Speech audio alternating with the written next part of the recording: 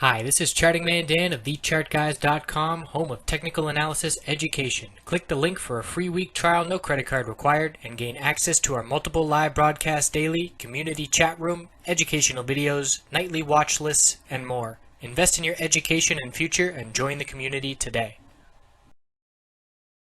Hello gold friends, looking at gold on all kinds of time frames. So we had a consolidation day, but the bulls have back tested and held the 200-day moving average support 2 times in a row now. So that's a good sign, 1266.37, and continuing to steadily ascend.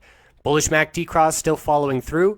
We now have a higher low established at 1261.70, the low of today, and the bulls need to pull forward next week and break a higher high by getting above 1275.90. There will be a resistance level in the way, though. This 200 week is going to be right there. It's going to be down around 1276 with the open next week, so we need to be aware of the 200 day and the 200 week moving averages, because one is support and one is resistance, and they're tightening ranges, and one is going to break this coming week.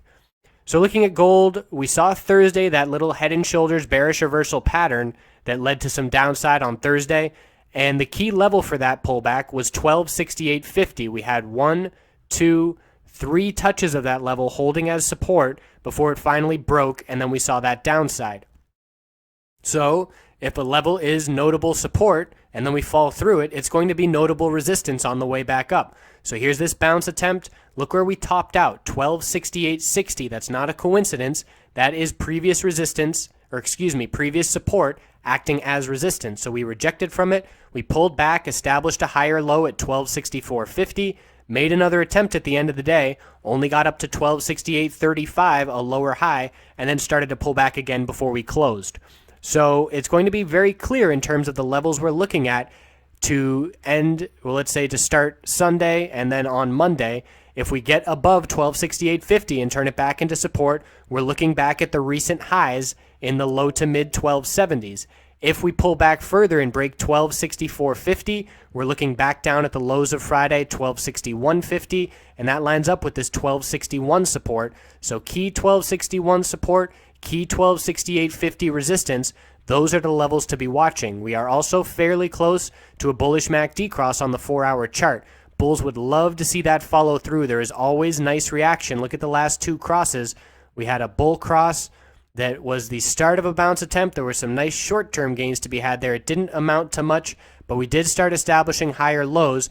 Then we got another little bull cross heading to higher highs, and now if we get another bull cross, we'll see if we can continue heading to higher highs. And again, the goal to break for the bulls is 1279.10, the highest price we've seen on this bounce attempt. If we break that level, we start working on filling this area here that we dumped right through, didn't establish too many resistance levels on the way down, so it shouldn't be very hard for the bulls to pull or to break through up towards 1300 if we get above 1279.10.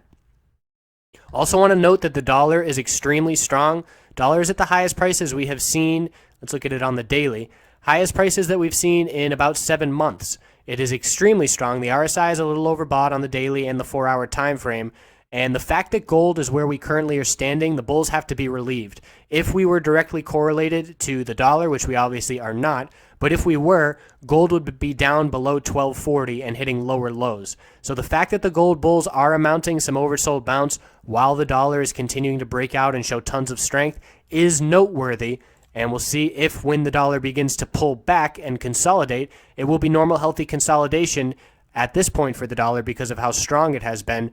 But we'll see the correlation. If there is a nice correlation where gold continues to react bullish on dollar weakness, but doesn't really react very bearish on dollar strength, that will favor gold as well. Checking back in on the miners, JNUG was notably more bullish than NUGT on Friday. Here we are closing above the middle Bollinger Band of 1325 and close to the high of the day. It was a very tight range inside the range of Thursday, so it is an inside candlestick. A break of 1348 on Monday will be bullish, and a break of 1293, the low, will be bearish.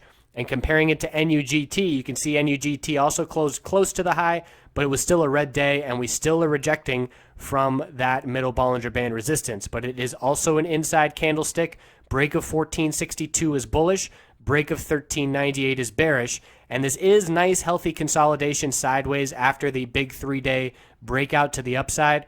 So still watching for the bulls to make a move here, but we have those key resistance levels on gold that we need to see become support. We'll check back in on Monday. I appreciate you watching. Have a wonderful weekend.